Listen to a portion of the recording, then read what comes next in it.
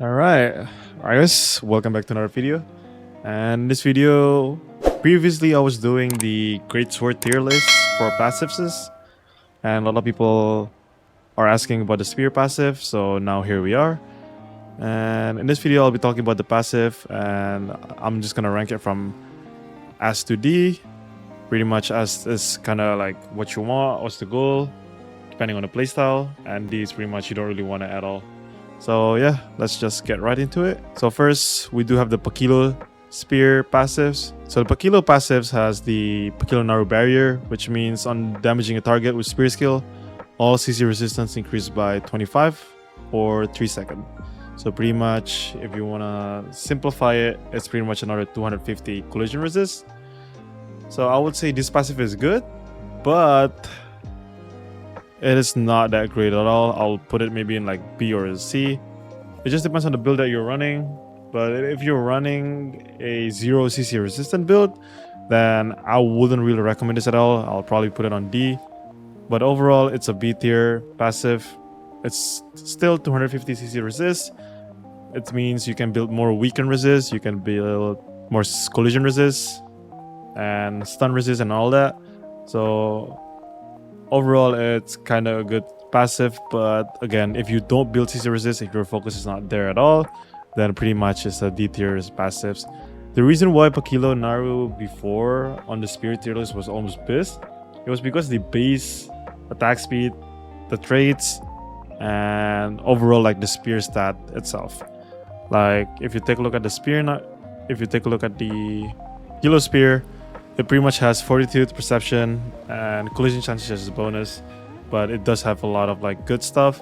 And as you can see, attack speed is slower. Lower attack speed means faster attack speed, and this game is kind of weird, but that's what it basically meant. So it has like a good base attack speed. Overall, if you want attack speed, you pretty much want Naru Spear. That's the reason why Naru Spear is really good back on my Spear tier list video. But passive-wise, it's not the best, so I'll put it on B tier. Alright, next one, we have the Fear Spear. Fear Spear passives is, I would say, Scared to Death. It's one of the best passives in the game in terms of spear.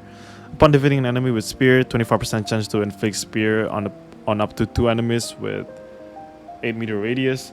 I would really suggest if you build this spear, maybe build more towards crit and heavy, because you can kill more people that way. You can't kill the melee evasion people, but you can like just fear them, CC resist them and all that. So I would say in overall, you kind of want to do a lot of kills with this passives. And especially when you do the kills, you want to make sure you do it with like Explosive Fury, Javelin Inferno, or all of the others like Spear skill, Rising Slash and all that. So how it works is pretty much whenever you kill someone, your radius of like, I believe it's like 8 meter or something. So it's a pretty big radius if you want to see it in game. 8 meter is somewhere around like this. So pretty much anyone from this 8 meter radius has a 25% chance to get feared. So overall, it's a really good passive. It's a really good AoE fear for just 2 people max though, but it's still 25% chance. But overall, if you're free to play, this is just really good. I'll put it on S tier easily. I've been saying the reason why the unhinged spear like was kind of not the best, it was because of the stat that it gives. It pretty much only gives like fear chance, which you don't really need. Crit, yes, you do sometimes need it, but in previous meta, you really want to build hit. So yeah, passive wise is the best. It's a really good passive. I went against a lot of it, and pretty much you can fear tanks, you can fear healers, and in that fear window, you can pretty much kill them because they can't use any passive, they can't Q block and anything like that. It's a really good passive overall. So yeah. Alright, next we have the Crimson Spear. The Crimson Spear passive is also one of the best passive I've seen in a game. But the problem with this is you want to build crit if you want this, right? Overall, with crit, you pretty much reduce the cooldown for Phoenix Barrage or Cyclonic Fury. Either one, which one you choose. So it's a really good passive overall, and especially with the 8% increased damage, it's just really good. Any spear damage increases flat, especially flat increase like this, is just really good overall because it applies by the end of the damage dealt. So yeah, 8% is a lot of damage, and if you crit a lot, is you trigger the cooldown. So I would say I'll put this in A tier. If you want to build crit, this is the two options that you have. Crimson Spear is really good too, but also like Unhinged Spear overall, like just do well when you kill someone, right? Especially in today's meta where you like it's not even a 2-2 anymore. When 2-2 was a thing, you probably don't want to run Fury Spear because you can't kill anyone. But now that 2-2 is dead, you can pretty much kill someone, and there's a lot of like kills that you can get in an AoE. So you pretty much want to put this over the Crimson Spear. But again, Crimson Spear is still overall good. If you really want to run crit and just run Crimson Spear's damage, sure, go ahead and run it. So yeah, next we have the Deluzhnoa Waves. Rising Slash can be used for a target direction, 80% of chance collision, push targets while charging. Targets that collide on the wall are stunned for 3 seconds. So overall, this passive is really good. Again, but the problem is you don't really want it for a Legendary Spear. There's a reason to this because like as a base stat, Deluzhnoa is really good. Like it has so much like stats and all that. So you don't really want to put a Deluzhnoa passive in here because every time you take a passive from a weapon, you pretty much destroy that weapon, so you don't have that weapon anymore. But like the difference between like let's say a Naru Spear to a Legendary Spear and a Deluzhnoa Spear to a Legendary Spear is pretty much, there's a huge difference, right? Like if you take a look at this on minimum damage, on base damage for Naru Spear, you have 45 base damage difference, while 120 max damage difference. But if you take a look at the Deluzhnoa Spear, you only have 20 base damage difference and 54 max damage difference. So with this logic, you don't really want to put Archboss passives in a legendary gear unless you have two Archboss weapons. In that case, yeah, you want to put one of them in the legendary gear. But overall, you don't really want to put Deluzhnoa like passives in the legendary gear because Deluzhnoa as a spear gives so much stats and all that. So you pretty much don't want to give that up. Always, if you have any other weapon, use the other weapon for, like, let's say if you run a Greatsword, then use the Greatsword for the legendary gear.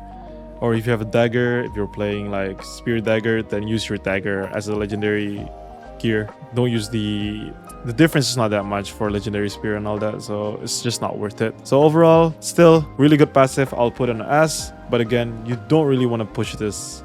You don't really want to, like, how do I say the word? Like, you don't really want to go out of your way to dissolve your weapon in order to put this passive in a legendary gear because it's just not worth it. All right, next we have this. This is the passive that nobody really take a look for.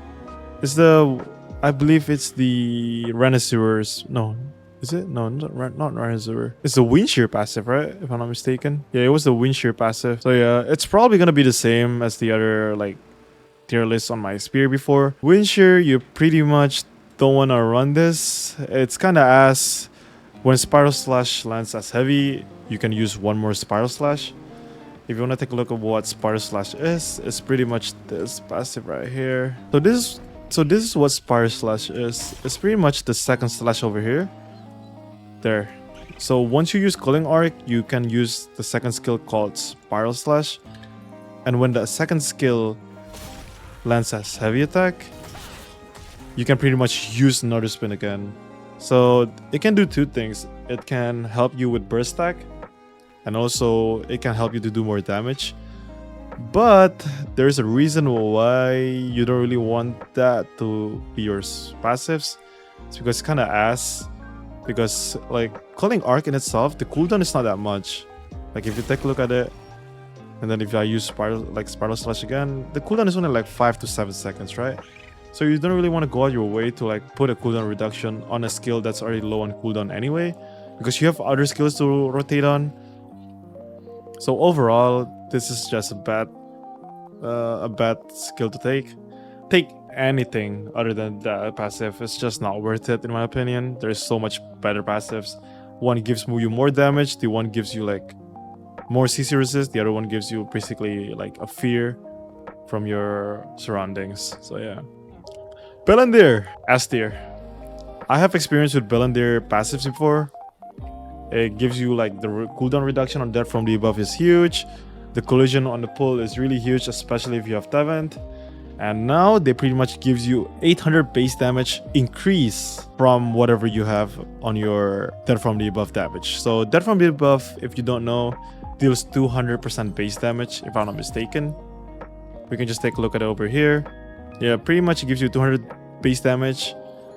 And if you increase this by 800%, then that means it's 1000% base damage on a Death from the Above scale. So let's compare it. What is equal to 1000% base damage? Guillotine. Guillotine is basically the same thing. So you pretty much have like a guillotine, not a charged guillotine, just a single guillotine damage when you jump using Death from the Above. So overall, it's just a really good damage increase. You pretty much multiply your damage by what? By like 5. So it's a really huge base damage increase. Like, if we take a look at what other skill that bursts. Death blow does still 530, twice amount of death blow. So frost cleaving gives 400 base damage. So pretty much that's twice the amount of damage of frost cleaving. So I think it's 800% total. It might be 800% total. The wording might be wrong, but again, even with 800% base damage total, it's still a really good passive to take. But again, the same debate with Deluzhnoa Spear. Like, you don't want to go out your way to like take this spear like passive out from the Archboss.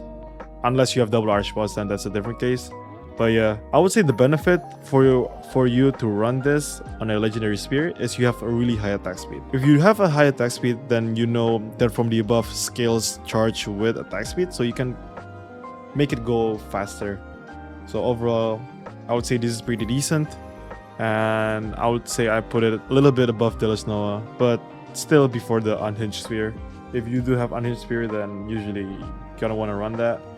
This is free to play, but if you have this one and you have Tevent, my suggestion is to run the Tevent on the legendary gear. But again, if you have a different opinion, that's fine.